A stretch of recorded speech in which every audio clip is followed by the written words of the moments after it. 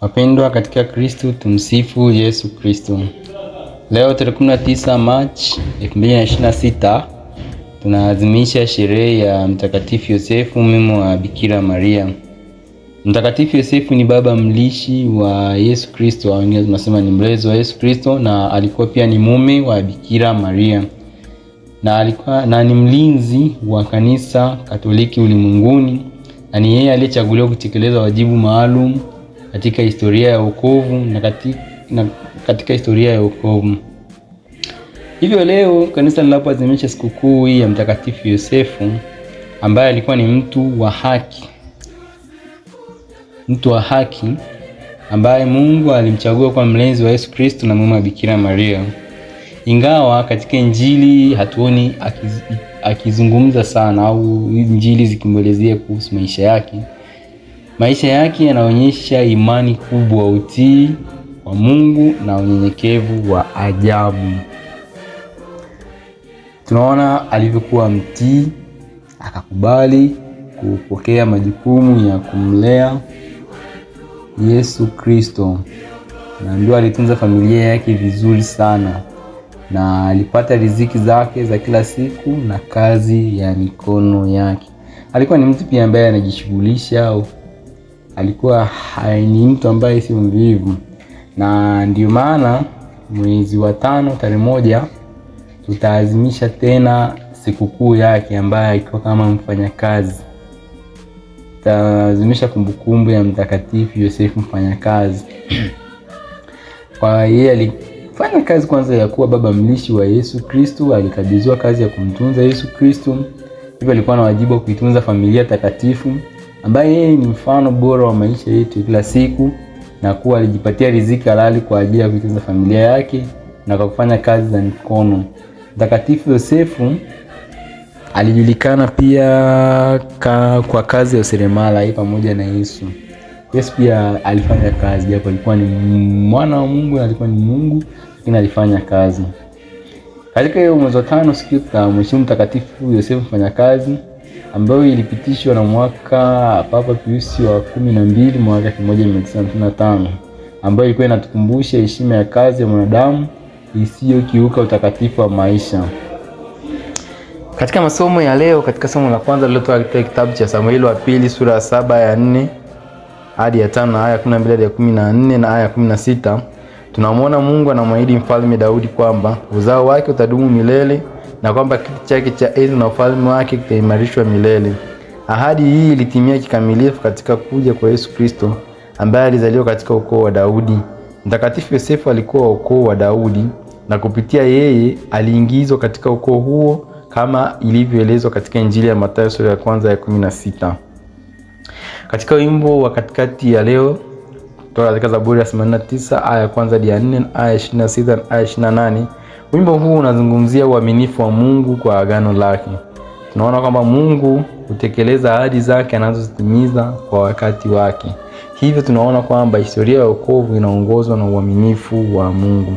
Katika somo la pili lilotoka katika waraka wa Mtume Paulo kwa Warumi sura ya 4 ya 13 aya 16 hadi ya 18 aya 22, tunamwona Mtume Paulo anaelezea jinsi Ibrahimu alivyoamini ahadi ya Mungu hata pale ambapo haikuonekana kuwa inawezekana.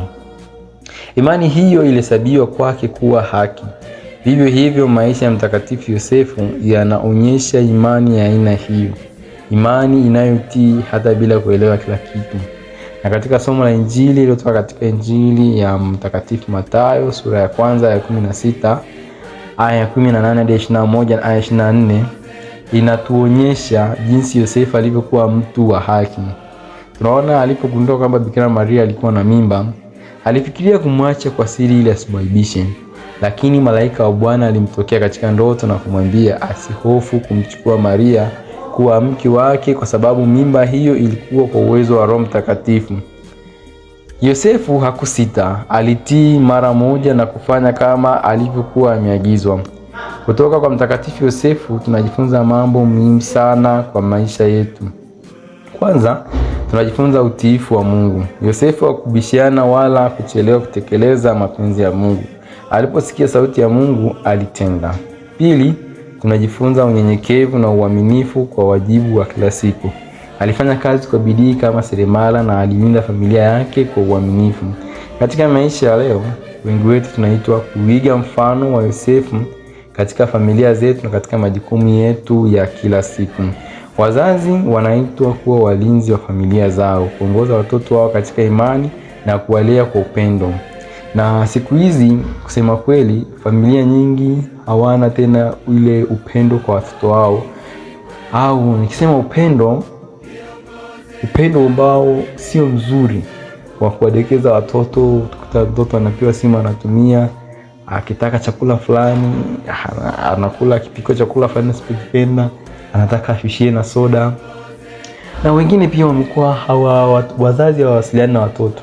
Wazazi wakitoka kazini, wakitoka kwenye mihangaiko ya kila siku, akifika ndani ni TV, ni simu anapanguza, mwisho wa siku anakwenda kulala.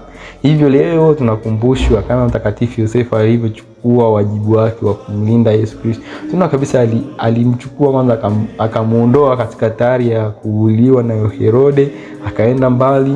Na pia Yesu alipoenda hekaluni, alienda na Maria, akawa anamtafuta wa uchanganyikiwa, ili amepatwa nini mwenetu, wakamkuta hekaluni. Hivyo tunaona kwamba alivaa uhalisia, japo alikuwa si mtoto ni wake, alivaa uhalisia wa kumtunza yule mtoto. Hivyo pia na kina baba leo tunafundishwa, sio lazima awe mtoto wako wa kuzaliwa, hata watoto wengine, mtoto wa mjomba, mtoto wa jirani yako, tunapaswa tuwalee katika njia inayopaswa, tusibague. Pia sisi sote tunaitwa kuwa watu wa haki kama alivyokuwa Mtakatifu Yosefu. Tunaitwa kuwa watu wa haki, watu wanaosikiliza sauti ya Mungu na kutekeleza mapenzi yake, hata pale ambapo mambo yanapokuwa hayaeleweki kikamilifu. Hivyo katika sikukuu, katika sherehe hii ya Mtakatifu Yosefu, inatukumbusha kwamba Mungu mara nyingi hutimiza mpango wake kupitia watu wanyenyekevu na waaminifu. Hivyo tunaweza kuwa watu wanyenyekevu na waaminifu, na hapo Mungu ataonyesha mpango yake, na mpango yake itatimia kupitia sisi. Yosefu hakuwa mtu mashuhuri duniani, lakini alipewa jukumu kubwa katika historia yako. Kabisa ni fundi seremala. Na kama tunavyojua, fundi seremala ni mtu ambaye anafanya kazi zake ndogo ndogo za kila siku ili ziweze kumpatia riziki ya kuendesha familia yake pamoja na maisha yake. Hivyo leo tumuombe Mtakatifu Yosefu atuombee ili nasi tuwe na imani thabiti, moyo wa utiifu na uaminifu katika majukumu yetu ya kila siku. Kwa mfano wake tujifunze kumtumainia Mungu na kutekeleza mapenzi yake katika maisha yetu. Hivyo leo tumuombe Mtakatifu Yosefu ambaye ni mlinzi wa Kanisa Katoliki atuombee ili tuweze kudumu katika sifa zilizo njema, sio za kujivunia, na pia tuweze kudumu katika upendo. Tuombee wote wanaoitwa Mtakatifu Yosefu au Joseph, ili waweze kuiga maisha ya Mtakatifu Yosefu na waweze kumtumikia Mungu vizuri na katika upendo. Tumsifu Yesu Kristo.